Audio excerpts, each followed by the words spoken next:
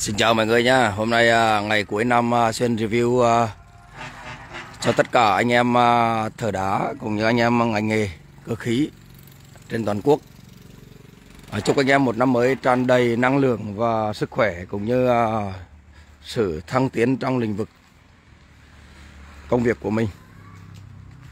Hôm nay thì cuối năm Xuyên sẽ review cho anh em xem thấy một số dòng máy mới. Và đầu năm 2023 Xuyên sẽ xuất xưởng cho 36 đơn vị. Đầu tiên bên tay mình đây là con máy cắt đá khối ở Khánh Sơn, Nam Đàn, Nghệ An. Con này là bàn xoay, rồi lưỡi cắt lên xuống và sang ngang. Con này bàn rất rộng, bàn rộng 2 mét vuông, máy dài 6 mét rưỡi, cắt khối đá dài 3 mét rưỡi. Còn bên này là một con bàn lật của anh Tiến nằm ở trong con này là của anh Tiến nằm ở trong Đồng Nai. Bàn lật lên lật xuống, điều khiển từ xa, chạy tới lui, máng dầu, 2 máng bên chạy dầu và chạy ray trượt của CNC. Đồng thời là con lưỡi cắt xoay ngang xoay dọc và 2 động cơ soi chỉ. Dòng này là dòng đời 2023, Xuyên đang ra đầu năm dương lịch. Và con này là đang vào khâu hoàn thiện, bàn lật lên lật xuống được. Mình có lập trình 2 chiều ngang dọc được luôn. Con này là lập trình như CNC, gọi là CNC 2 chiều, cắt rất rộng, bàn lật lên nhá anh em. Trên này mình bắn gỗ nữa. Rồi máng như này là mình chạy bằng ray trượt và máng dầu, rất là bền nhá. Rồi là mình sẽ làm áo bảo vệ bọc lại khỏi nước vào. Rồi bên trên cũng thế. Rồi có 2 động cơ soi, một động cơ soi phá, một động cơ soi bóng. Đồng thời con soi phá có thể lật nằm ngang để bán pháo lớn được, con soi bóng lật xoay cổ cắt vát được. Dòng này là để phục vụ năm 2023 mình sẽ ra một số này. Còn 2 con máy đã xong đây, chưa lắp tủ điện vào. Vì mấy ngày cần kề Tết mình cũng rất bận rộn và anh em thợ cũng thế. Thì con này là lắp điện lên đây rồi. Con này lập trình ngang dọc luôn, 2 chiều luôn, lập trình CNC 2 chiều. Và bản pháo lớn được, soi chỉ cầu thang cắt vát 45 độ được, cắt dọc cắt ngang. Đó. Con này xoay cổ cắt vát được nha anh em. Còn bên này thì xoay cổ bản pháo lớn được nha anh em nhé. Đó, rồi con này, con bên kia cũng thế. Con này là của anh Thái, nằm ở trong chỗ Hương Khê Hà Tĩnh, Cẩm Xuyên Hà Tĩnh. Con này là bản anh Thái. Anh Thái có lấy mình 2 con máy thì, năm ngoái, và bây giờ đang làm một cái xưởng mới ngoài thành phố, lấy thêm 2 con này. Đó, ở thành phố Hà Tĩnh nhá. Còn con máy bên này là con này hình như mình cũng không nhớ là nằm ở của anh Tông. Con máy này là của anh Tông, nằm trong chỗ An Giang. Con máy này của anh Tông An Giang nhá anh em. Cũng xong rồi nhá, test thử ok hết rồi, test coi vết trên bàn này. Đó, những ngày đầu năm là mình xuất những con máy này đây, rất nhiều máy. Và mình sẽ ra một số máy đời mới, như con bên kia là bàn lật được lên hết. Đó, như lời hứa cho những anh em thợ đá, năm ngoái mình có nói là cuối năm nay là mình sẽ ra một dòng máy mới bàn lật được. Thì mình sẽ ra những dòng đó. Rồi đây mình sẽ ra nhiều dòng máy khác nữa. Còn bên này thì nó lập trình CNC ngang dọc, lưỡi xoay, bàn lật lên lật xuống, 2 động cơ bo. Tiền cho anh em nào làm đá, bốc những tấm đá lớn, khổ 2 mét. Con này cắt được diện rộng 2 mét và 3,6 m. Ngày hôm qua thì mình cũng có chốt một đơn giống như con này. Nhưng con này mình làm ngoài Phú Quốc. Còn ngày hôm qua thì mình chốt cho anh em ở núi Thành, Quảng Nam, ở xóm 7, khối 5, núi Thành, Quảng Nam. Cùng anh tên Tiến, năm nay làm tên Tiến nhiều, sang năm mới có 3 Tiến, chắc là thắng Tiến hay không mình còn chưa rõ lắm. Làm giống con này. Còn con này thì mình làm bữa lâu giờ rồi, xong 4 tháng nay rồi, 3-4 tháng nay xong rồi mà khách chưa chịu lấy đây vì đang làm xưởng, trong kia đang làm mặt bằng, nó cũng có va chạm với cái hành lang, bây giờ người ta đang ngưng. Con này là của anh Tuấn ở nơi chỗ ngã tư Dầu Dây, Đồng Nai. Đó, mình có review cho anh em xem rồi. Còn bên này là mình chế một con máy phay sắt, phay đá, phay gỗ được hết. Con này là máy phay giường, để mình phay ra những cái thanh như kia để mình rồi là mình làm máy đời mới. Con này là mình chế, bên mình công ty mình chế tạo nó để mình phục vụ công việc của mình. Đưa phần mềm vào giống như thằng Plasma đầu kia. Thì những ngày cuối năm như thế này thì mình mới có thời gian mình review cho anh em xem thấy được cái dòng máy mà đời mới 2023. 2023 mình đi ra một bước tiến mới, một thay đổi mới là dòng máy cắt đá, cắt cầu, gọi là CNC 2 chiều, có cả soi, cả vát, cả bản pháo lớn trên đó luôn. Bàn nó lật được luôn nhé. Con này là trong tương lai là rất nhiều anh em nhé, vì có 4-5 khách hàng đang chuẩn bị chốt đơn. Con này thì mình làm cho anh Tiến ở nơi Đồng Nai. Thì những cái dòng máy như thế này nó tiện lợi cho anh em khi anh em làm việc diện rộng. Rồi con này là bàn lật lên lật xuống, máng chảy dầu bằng dây trượt CNC. Con này mình sẽ bọc lại, bọc máng dầu lại để đổ dầu vào đây để cho nó bền bi. Thứ hai nữa là có một cái bàn chết giới để nó chảy theo máy. Còn cái bàn trên là lật lên lật xuống như thế này, lật sang bên này, chảy về đầu kia cũng lật bỏ đá được, chảy về đầu này cũng lật bỏ đá được. Còn hai cái chân dừa đó thì mình cấy cho anh em hai bên, hai con soi chỉ, một con soi phá, một con soi bóng. Đồng thời là có cắt phát 45 độ được luôn, bản pháo lớn được luôn. Lưỡi cắt thì anh em biết rồi, cắt ngang cắt dọc, lập trình CNC trên đó luôn. Những cái dòng này cũng lập trình luôn anh em nhé. Cái dòng này là lập trình CNC, mình có bán ra thị trường rất nhiều rồi. Hai động cơ soi, một bên này là soi phá và một bên này là soi bóng đó. Rồi là con soi bóng này anh em xoay cổ cắt phát 45 độ được. Con soi phá này thì anh em xoay nằm xuống để bản pháo lớn được. Còn con bên này là chỉ có cắt dọc cắt ngang, có điều khiển từ xa, có tia laser để là dần hướng. Con này là có cả điều khiển từ xa, có laser. Dòng này là có hết. Hai con này là của anh Thái ở trong Cẩm Xuyên. 16 là mình giao hai con này. Rồi mùng 10 là mình lắp một con cẩu, mùng 6 là mình mở hàng rồi. Mùng 10 mình lắp một con cẩu ở bên Khánh Sơn. Còn con máy cắt đá này Khánh Sơn làm chưa xong, vì sát Tết quá thở đang nghỉ. Rồi nay mai mình sẽ làm một vài loại máy nhỏ hơn con này nữa để phục vụ cho anh em cắt dòng đá khổ 63 đến 80. Con này đang cắt khổ 2 m, có thể bỏ đá 2,2 m lên và dài 3,6 m. Còn trong tương lai thì làm một loại máy nhỏ hơn thế này để phục vụ cho những anh em cơ sở nhỏ, anh em mới thành lập công việc, mới làm nghề thì anh em có những cái dòng máy rẻ tiền cũng như là để tiện nghi trong công việc sản xuất. Mà những cái dòng bàn lật này anh em biết rồi, bàn lật thì nó rất tốn kém về tài chính của anh em. Là thứ nhất là mất một hệ thống bơm thủy lực, thứ hai nữa là ti thủy lực, thứ ba nữa là dùng dây máng dầu của thằng CNC. Cái dây CNC, dây không rỉ này nó rất là đắt. Ở trong đó là nó chạy với phạm trù nó nặng, cho nên mình phải làm 8 bi biên giới, 8 cái bi để gánh đỡ nhau.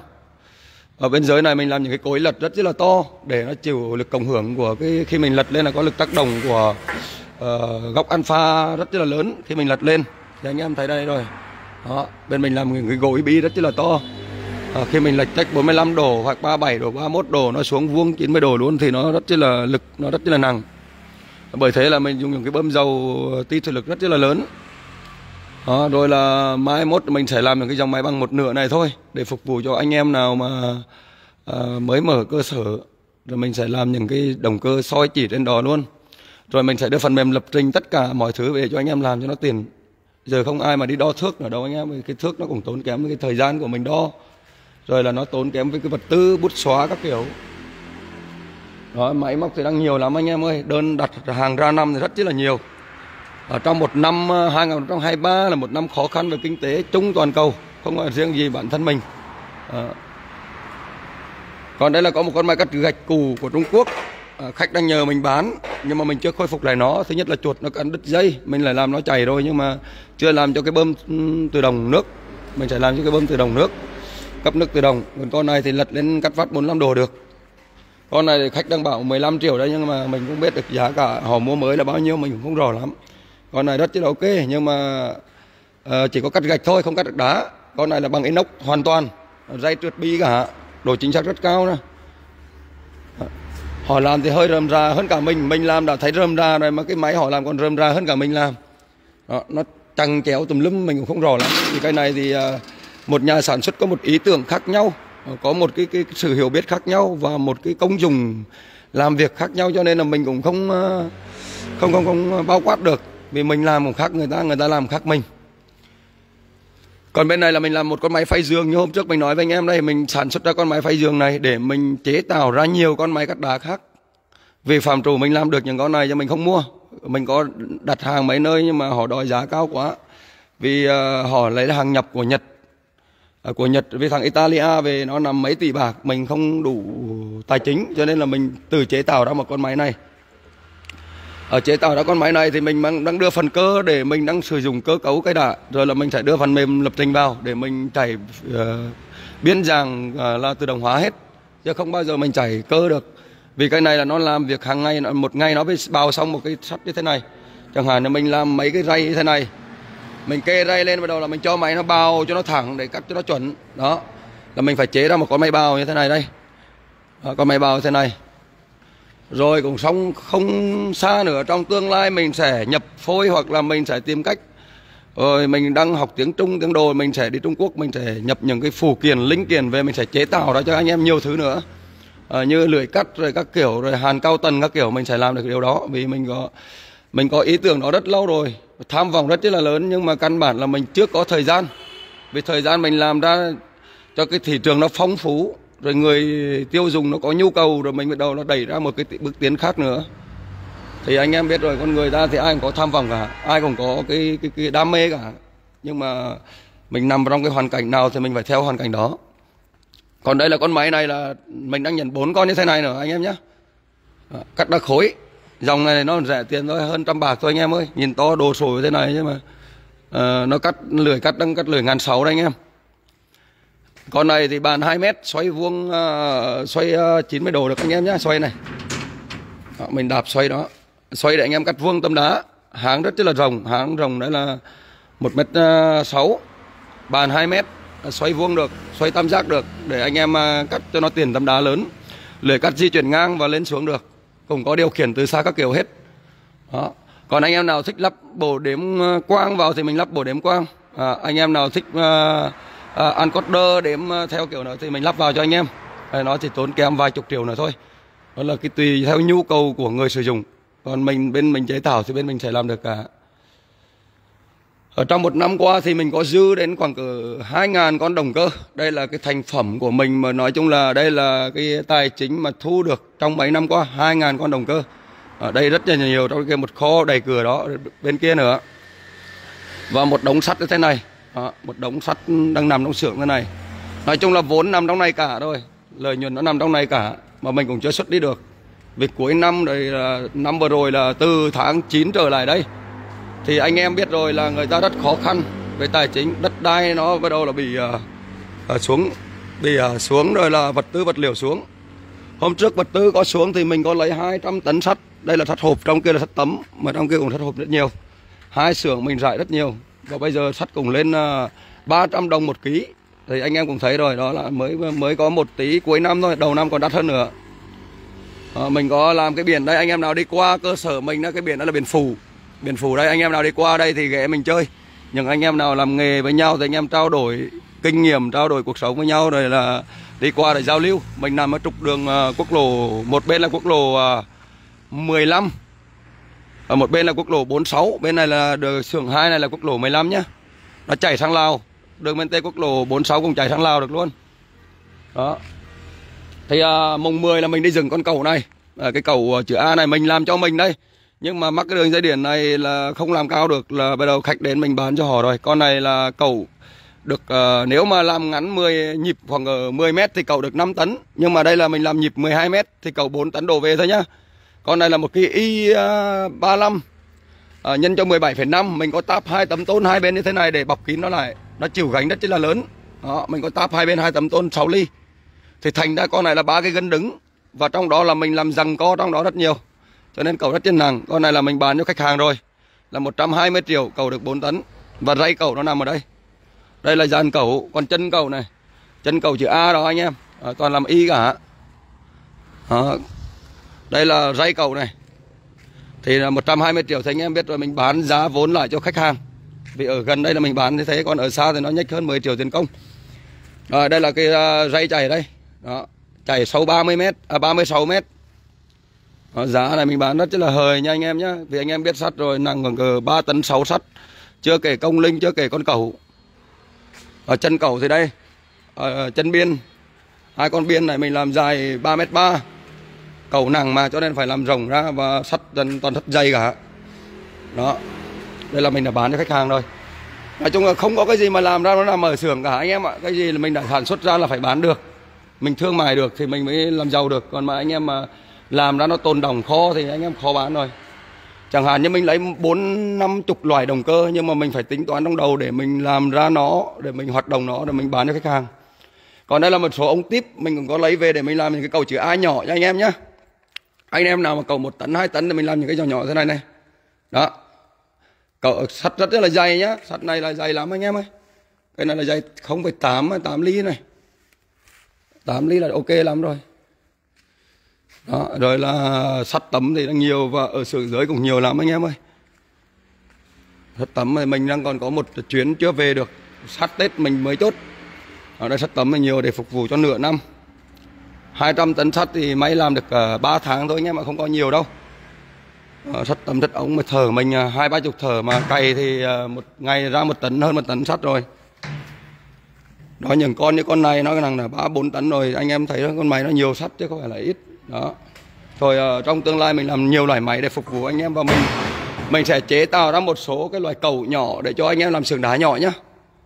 Mình sẽ làm những cái cầu nhỏ nhỏ thôi, cầu khoảng 1 tấn đổ về hoặc 7-8 tả đổ về để phục vụ anh em, mà nó chạy tới chạy lui lên xuống ra vào, nó đi tứ hướng được, chứ không phải là làm cái tời lên xuống đâu. Đó, mình sẽ cho anh em thở làm ra nhiều thứ để phục vụ cho cái ngành đá, ngành xây dựng, rồi là ngành cơ khí anh em nào cần. Rồi mình mà đầu tư được miếng đất bên này nữa thì mình phải tính toán kiểu khác nữa. Mình sẽ làm nhập nhiều con máy về, mình sản xuất ra nhiều dòng máy chứ không phải là một cắt đá đâu. Vì bây giờ nhiều anh em cắt gỗ cũng hỏi đến mình, anh em làm nông nghiệp cũng hỏi, mình không có thời gian để mà nghiên cứu nó. Đó, những con máy như thế này là nay mai là ra một loạt luôn. Đã ra một con ok là ra một loạt luôn. Thì anh em biết rồi, đã làm đồng loạt thì nó mới rẻ được. Mà thứ hai nữa là mình mới đưa vào ứng dụng được. Vì mỗi khi mình đã viết phần mềm của nó rồi á, là lập trình một cái phần mềm của nó là mình phải làm xong, mình làm lệnh copy để mình đẩy paste nó sang. Chứ mình không phải làm lập trình từng con một. Lập trình từng con một thì tiền phần mềm nó rất là nhiều tiền. Cho nên là mình phải làm ra một loạt như nhau rồi mình paste phần mềm sang. Đó. Thì để rồi là làm cho nó rẻ tiền. Vì anh em nói một con máy như thế này mà nó đầy đủ hết mọi chức năng trên đó, nhìn nó rất là... Bây giờ mình cải tiến nó không bị va chạm vào nhau nữa, lưỡi đi độc lập luôn. Đây anh em thấy không? Cắt là đi độc lập luôn, không liên quan gì thằng nào cả. Cắt dọc, cắt ngang, xoay cổ cắt ngang được luôn. Nó độc lập bên này. Anh em nào thích làm con vát bên này là mình làm, còn không nữa mình làm để cho nó cắt biên dạng rộng. Con này đang cắt ở biên dạng là 1m85. Đá thì anh em đặt 2m, 2m50 lên đó là thoải mái chiều ngang. Nhưng mà cắt đang từ bên kia sang bên kia là 2m2 thì nó đi được 1m85. Mà khổ đá 1m85 là ok rồi, vì bàn này không phải bàn lật, cho nên là 1m85 là quá lớn rồi. Còn bàn lật này thì nó phải cắt được 2m trở lên. Thì mình đang tính toán như thế, vì một loại máy nó mỗi công dụng và một người tiêu dùng khác nhau cả, cho nên là không làm chung chung một loại. 3 con này là mình ra đầu năm là mình đi rồi, với một con bên này nữa. Con bên này là mới bán cho anh Hồ hôm kia, đẩy một khách hàng từ Phú Quốc mà họ chưa lấy được thì mình đẩy sang cho khách hàng này ở Quảng Nam. Đó, rồi là mai mốt mình sẽ làm một loại máy như thế này nữa anh em này. Ra dòng máy này để cho anh em ở ngoài Lục Yên, Yên Bái, rồi là Lục Ngạn, Bắc Giang, rồi là ở Quỳ Hợp, rồi là ở trong Phú Tài các kiểu, là mình sẽ làm một cái loại máy như thế này để cho anh em bao những cái mặt phẳng đá để làm tấm rông, tấm bàn, tấm phản gì đó. Cái lưỡi cắt nó sang đi sang lại thế này, chạy liên tục, rồi là cứ sang qua sang lại 2 lần trong bàn từ tới và khoảng cỡ nửa lưỡi cắt. Đó, mình sẽ cài đặt như thế để rồi là nó bao đá. Làm đá thì mình sẽ hà nó thấp xuống, không phải làm như làm cao như thế này. Mình sẽ hà nó thấp xuống để là họ bê một tấm đá cao khoảng cỡ 80, 1 mét lên, và sẽ rộng ra khoảng cỡ được 2 mét. Rồi là nó sẽ... Mình sẽ cài đặt cho nó một hành trình đi ngang, bào ngang 2 đường, bắt đầu là tiến dọc một đường, nó là tùy vào cài đặt. Anh em có thể thiết lập lại trên màn hình được. Cái phần mềm đó mình không có ID, mình sẽ để cho anh em tự lập trình. Đó, cho nên là mình sẽ làm ra một loại máy như thế nữa. Đó, con này thì mình làm bào đá, bào sắt, anh em thích bào đá, bào gì thì bào. Đây thì anh em coi kết cấu của mình rất là chắc chắn này. Nó chảy 4-5 đường ray chứ không phải một đường ray đâu, để nó bám 1 đường, 2 đường này, 3 đường này, 4 đường này, 5 đường, cả vít me này là 5 đường. Ở đây mình có làm bơm dầu vào để cho nó bảo vệ bi, hệ thống bơm dầu. Ở trên này là mình có làm một cái bơm dầu trên này. Đó, bơm dầu để cấp dầu cho mấy cái dây chảy. Vì làm với ở môi trường nó bụi bám thì mình phải làm dầu vào để mình bôi trơn. Đó, còn cái tủ này thì mình đang làm tủ cơ để mình hoạt động cơ cấu cái đà, rồi mình mới làm tủ phần mềm vào. Đó, rồi là mình sẽ đưa những cái bộ đếm quang như thế này vào để đếm cho nó chính xác này. Đó, có răng cưa là bộ đếm quang. Có những cái thì phải đưa encoder vào để đếm cho nó chuẩn. Nó tùy vào cái công dụng. Còn đây là cái dây trượt đứng. Dây trượt đứng bên mình cũng làm 4 dây để chống vá, chống bộ. Đó, rồi là mai mốt anh em nào mà làm phay đá, mình sẽ chế tạo cho những con phay đá tương tự như con này. Phay rất là khỏe nhá. Nó ra mặt phẳng cho anh em thì những cái tấm đá lớn mà anh em không quay trở được. Trước mình có làm một con máy cắt 5 hướng cho anh em ở ngoài Lục Yên rồi. Đó là của anh gì mình cũng quên tên, là nhiều tên quá này không nhớ được, khách hàng thì nhiều. Còn con máy cắt 2 lưỡi như thế này á thì phục vụ cho cái ngành mà rã đá ra rồi là anh em cắt lại quy cách. Con này là cắt bán tự động. Con này anh em nào mà thích tự động thì phải đưa encoder vào. Con này 2 lưỡi anh em có thể ra vào lưỡi được. Mình làm bằng thủ công vì anh em một ngày anh em cắt một loại đá thì anh em không cần nhất thiết là phải là làm động cơ. Nó rất là nhẹ nhàng, anh em quay tay này. Đó, rất là nhẹ nhàng này. Lưỡi vẫn chạy vào này. Đó, mình sẽ di chuyển vào ra được. Đó, mình đưa một ngón tay mình quay này anh em này. Đó, đây là anh em cho nó ra vào để anh em cắt cái nhốt cái khóa đổ. Dành cho anh em nào mà cắt đá vỉa hè này, anh em nào mà cắt gạch granite này, hay là anh em cắt quy cách những tấm đá lát nền này, là anh em dùng con 2 lưỡi này là cắt ok. Đó, 2 con này thì ra vào được hết, con bên này cũng ra vào được. Anh em thích nhốt khổ bao nhiêu thì anh em nhốt. Nhốt khổ bao nhiêu thì anh em nhốt. Đó, cầm tay quay nhẹ nhàng như thế này anh em. Thì để đẩy lưỡi ra vào thôi. Còn những anh em nào mà muốn cầu 1 tấn 2 tấn thì lấy những cái dòng cầu này này, cầu Nhật này, nó bền này. Anh em không nên mua cầu tàu mà cầu nặng đâu nhá. Cái bổ bánh răng nhông sen trong nó bể hết.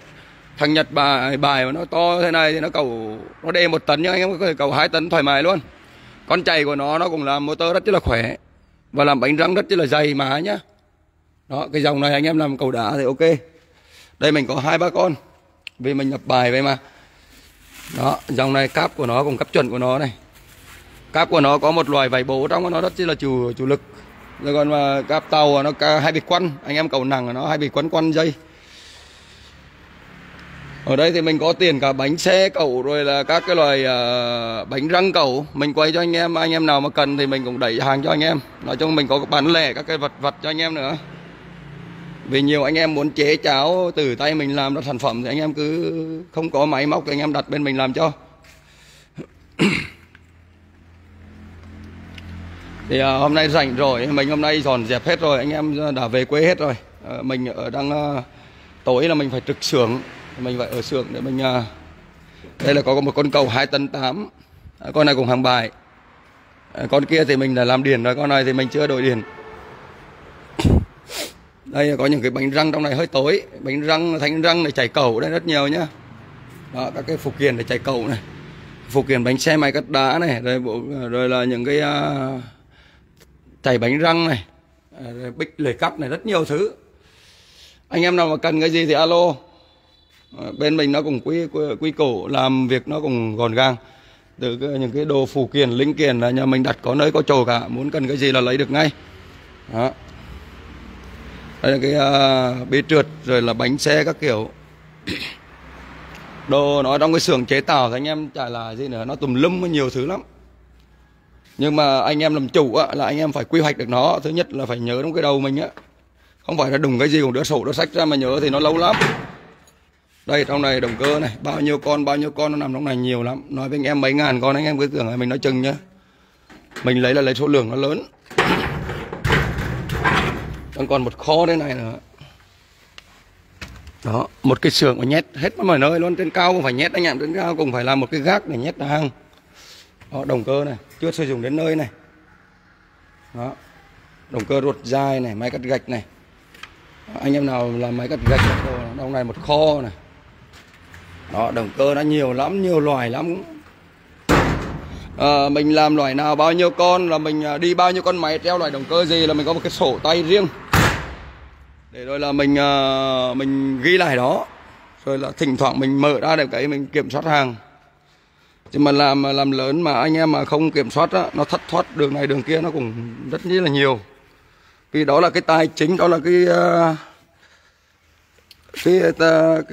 nơi của mình, tài sản của mình. Cho nên là anh em nào làm cái gì cũng phải chu đáo. Trong cái công việc thì mình không thể cầu toàn được, nhưng mà mình biết cách để vận hành, vận dụng nó để mình biết được cái điểm yếu của mình. Điểm yếu của mình nằm ở đâu để mình khắc phục nó. Đó anh em. Rất nhiều người chủ cũng làm, rồi anh em làm nhưng mà khó thành công là vì anh em bỏ bê công việc nhiều quá. Ai cũng có việc riêng, ai cũng có việc tư cả, ai cũng có gia đình cả. Nhưng mà cái công việc của mình đã làm rồi, phải tâm huyết, phải đặt ra niềm tin, đặt ra mọi thời gian để mình chu toàn nó. Giờ mình không giải gì, mình lên đây mình ngủ một mình đến này, rồi là cả cái xưởng sắt rồi là nó độc hại đủ các thứ, không phải ăn ngủ ở đó. Vì nó là cái nghề của mình, nó nuôi sống cả gia đình mình, nuôi sống tương lai của mình anh em ạ. Công việc nhiều khi công việc bề bộn lắm, nhưng mà cũng phải nắn lại để mà giải quyết cái việc việc chính. Cho nên là nhiều người có nói là khi nào người thấy bận rộn là đúng rồi. Người thành công bao giờ họ cứ bận rộn, mình cứ tạo đó bận rộn để nó có thành công anh em ơi. Mấy ngày Tết vừa rồi mình đang làm lại cái mặt bằng đây mà chưa làm được đây anh em này. Vừa rồi mình một mình lên, anh em thờ nghỉ hết rồi, mình lên san lấp làm lặt vặt, thuê máy về làm, nhưng mà người ta cũng nghỉ rồi, cuối cùng mình phải làm vật vật nó mệt.